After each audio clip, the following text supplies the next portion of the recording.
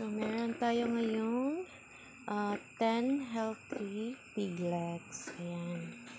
11 po sila, kaso yung isa namatay nung ipinanganak kasi wala po siyang kasarian. So, yung dumi niya sa katawan hindi nailabas, kaya yun, namatay siya. Ayan. Kakatapos lang magpanganak, and time check is 12 midnight.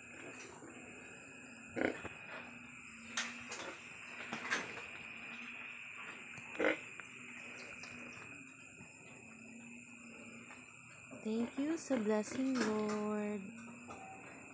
And si Mama Pig. Video ay mag-inject tayo ng antibiotic sa ating bagong panganak na inahin.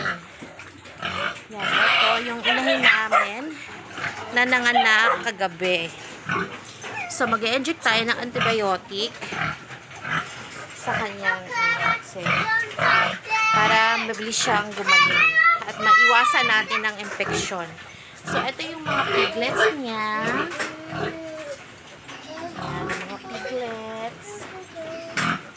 So, mag-inject ako ng antibiotic.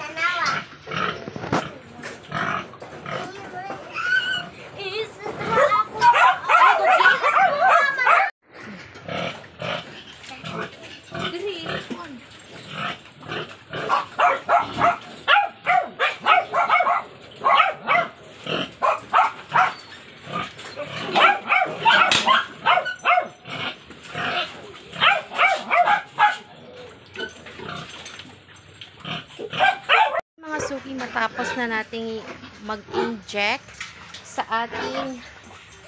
aming inahin na bagong nanganak kagabi. So, napaka-importante kasi mag-inject tayo ng antibiotic para maiwasan yung infection. No, prone kasi sa infection lalo na bagong panganak yung isang inahing baboy. Kaya maiiwasan natin yung sakit. At nag-prevention din ako, naglagay ako sa kanyang patubigan ng Para-V o yung para sa lagnat, no? Eto. So, Para-V. Naglagay tayo dito sa water niya para yung maiwasan natin na maglagnat siya, no? At naglagay din tayo ng sisical powder. No, ito ay isang vitamins din na nagbibigay ng calcium at vitamin A, D, E sa ating mga inahing baboy, no?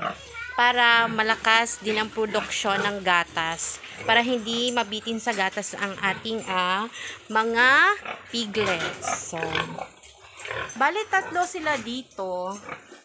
Kasi hindi pa namin to na-repair ang kabila. So, bali itong kabila, may mga aso. Dito, temporary nilagay namin yung mga aso. Pero ita-transfer namin sila pagkatapos magawa ng bagong cage nila. So, pag nagka-budget tayo, etong part na to ay gagawin din natin kulungan ng ating mga alagang baboy. So, ita-transfer natin yung isang, yan, yan, yung isang dumalaga. Yung dumalaga na yan ay na-AI na ng aming technician.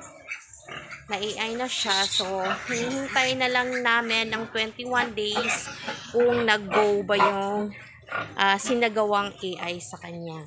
So, dito naman sa kabila ay meron din tayong inahin dito. So, eto yung pinaka-first kong inahin. Ito yung pinaka-first kong inahin.